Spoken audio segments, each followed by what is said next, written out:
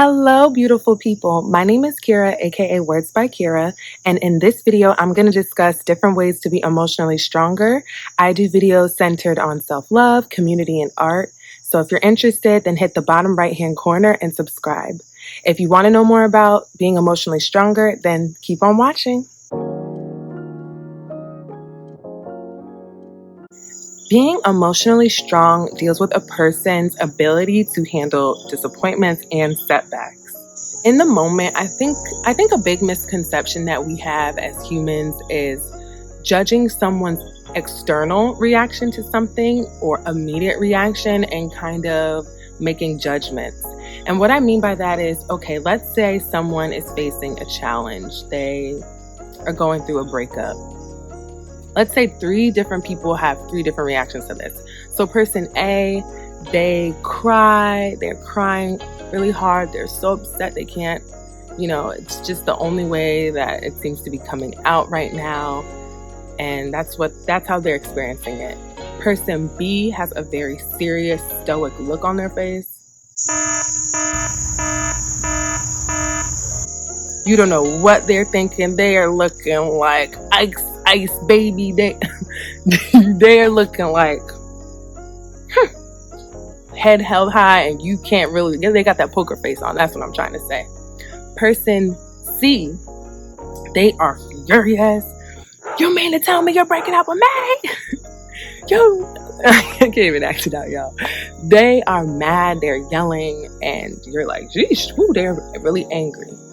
Now, I think because of society and different messaging, we could think that maybe the first person is maybe the weakest because they're crying, and person 2 seems really strong because they are just keeping their emotions in and controlled. And, I don't know, the last one's kind of strong too because they're just letting you know what they think, and they're not holding back. But in all actuality, a person's immediate emotional response to something like that is not indicative of their emotional strength. It's really not, everyone.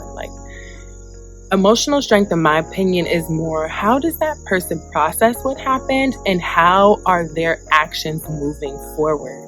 The person who cried really hard, they might take time for themselves, reflect on the relationship, see where they went wrong, see where the person went wrong, and then now their heart is open and now they are ready for love again. The second person, sorry, there's a plane. The second person, the stoic one, where you can't tell what they're thinking or feeling, and they just seem so back up off me, you know what I mean? That person, even though they might look very strong in the moment and like they have it all together, child, they could be paralyzed in fear, holding their emotions in, burying it deep inside, and they're like, love, who? Oh no, I don't want to get hurt again. I am secluding myself. I'm a recluse now. That's not emotional strength.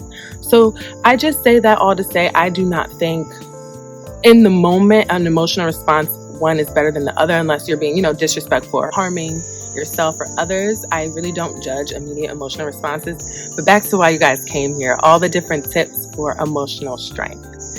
All right, so number 1, being mindful and really acknowledging your 5 senses in the moment when you are experiencing sadness and anxiety. This will really help you not spiral out of control with your feelings and to stay present. What are you seeing? What are you hearing, tasting, smelling in these moments? It will shift your concentration away from the sadness a little bit and give you the ability to focus on something else so that it doesn't turn into a straight up panic attack or you wallowing in the sadness.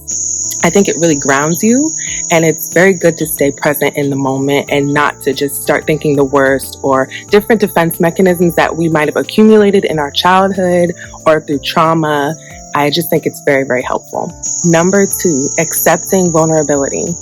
When you are vulnerable, and you open yourself up, you're genuine, authentic, really showing who you are, your needs, and your desires, that takes so much courage and bravery. Not everybody does that. And if you do that, shout out to you. Congratulations. If you're working on it, I think that is excellent and phenomenal. If you are just now trying to have more vulnerability, I commend you because it's a very big step. And the really great thing about being vulnerable is that it allows us to have genuine connections with others and genuine connection with ourselves. You will be able to know so much more about you. And I think sometimes why people are very afraid of vulnerability is maybe they have been hurt in the past. I think that sometimes people get very caught up on perfectionism and feeling that everything has to be perfect. And in my opinion, when people are very stuck on perfection, I think that that can show that you are afraid of loss, afraid of not being accepted. You have some sort of fear and you believe that if you're not perfect or the other person isn't perfect, then everything is going to just go to crap. And that is not true. Perfection is not real. Humans are real with all of our complexities, beauty, pain. It's scary, but it's so worth it because it's reality. So I really suggest embracing your vulnerability and not getting hung up on being perfect. Number 3, self-compassion. This is a huge one for emotional strength. Think about a time when maybe a close friend made a mistake and they were really upset. Think of how you reacted to them. Chances are, if this is a close friend, you forgave them, you acknowledged that it was a mistake, and you didn't want them to beat themselves up over it. Okay, think about that time. Now, try to remember a time when you made a mistake. How did you speak to yourself in your head? What were you saying to yourself? Were you calling yourself a failure? Oh, you're dumb, and all these other things? I really hope not. I really hope that you weren't. But if you were, that's all right. This video is for you.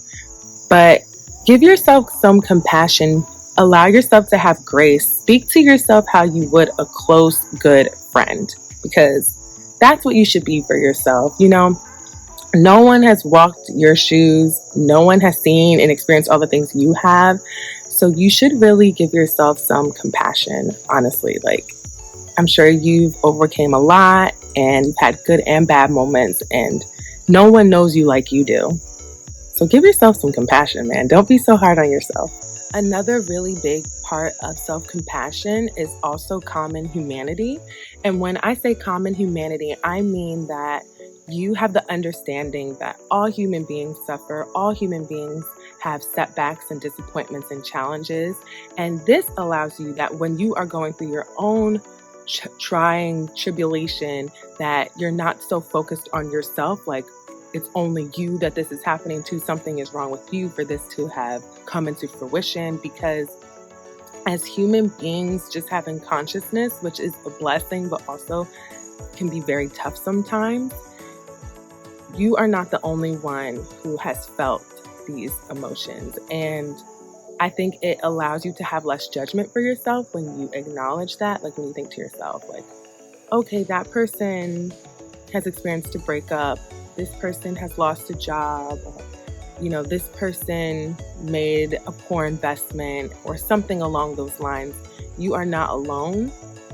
Yes, you are unique, but you are not alone. And I think it just really helps to remember that we are humans and we are connected. And it's not just you are a failure, you made a mistake, you can't find anybody to love you. No, those are not true.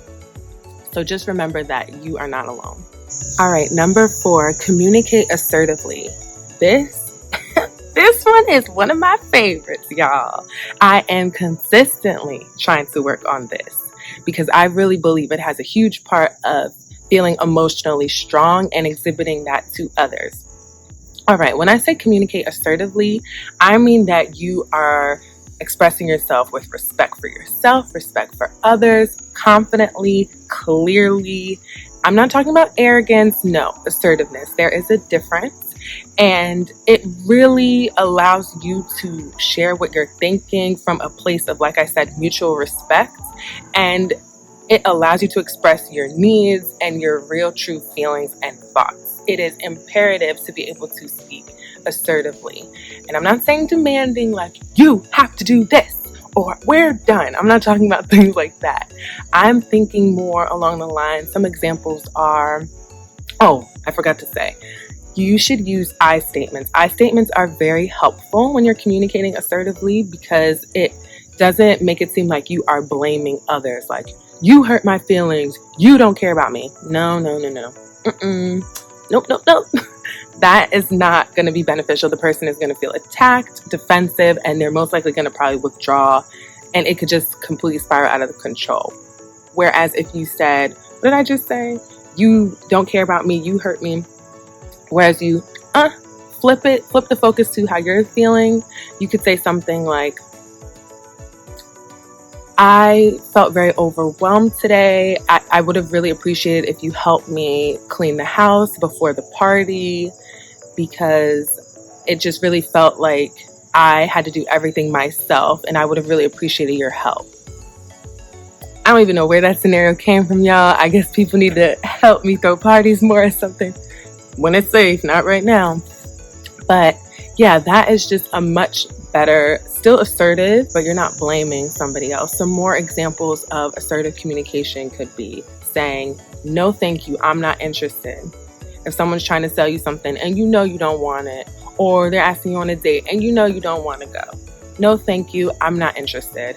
Polite, direct, confident, bam, okay? Or let's say you are having a debate or discussion or argument, or whatever you want to call it, with someone, and you have opposing viewpoints, but you still want to speak assertively. You can say, I completely understand what you're saying, but I disagree with you.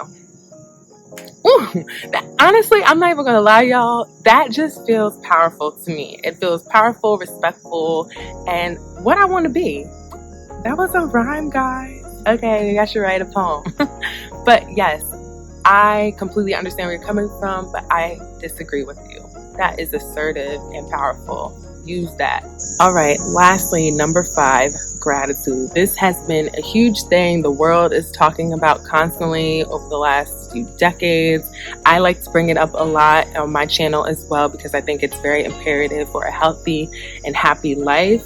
And research has shown that when someone has a lot of gratitude in their life and they actually exercise gratitude, whether you have a gratitude journal, you're saying positive affirmations out loud to yourself, or you are praying, meditating, and really appreciating your life and, you know, the universe, God, higher power, source, whatever you decide to call it.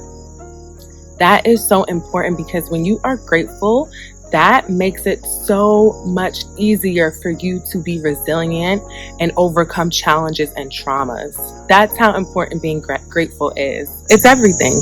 To be grateful, to appreciate your life, that the fact that you got up this morning, the fact that you have breath in your body, you have your mind, you have your capabilities, you have even just one person that cares about you. That is a blessing. That is an incredible blessing, that the sun shines for us, that we have sunlight and flowers and plants and food and water. Not everyone is as lucky. You have internet access, you're able to watch this, or data, however, technology, community, like I could go on and on. You guys know what you're grateful for. So yes, that really helps with having more emotional strength, because when times are low, and it's gonna happen, we can't have high times all the time, because you know what, even if we did, we wouldn't appreciate it as much because it would just feel so monotonous and you wouldn't be able to decipher everything's good, so I guess I'm cool. You need those variations to teach you lessons, to give you more strength and wisdom. It's a part of the human experience, and it's a blessing. It's a blessing. It's tough. I'm not saying it's easy, but it truly is worthwhile in my opinion, and I hope yours too. I think it is for you too, because you stayed through this whole video. You didn't have to, so clearly you want to embrace your emotional strength, maybe work on the emotional strength muscles a little more. I know I do. So thank you for watching. I personally love talking about things like this. I have an Instagram, Words by Kira, If you ever want to contact me about emotional strength, mental strength, any of these topics, I would love to speak to you. You can message me. I really love communicating with you guys and just building this community of us uplifting one another. I think it is imperative to have community. All right, you all, I hope you have a wonderful rest of your day. Thank you for watching. Bye.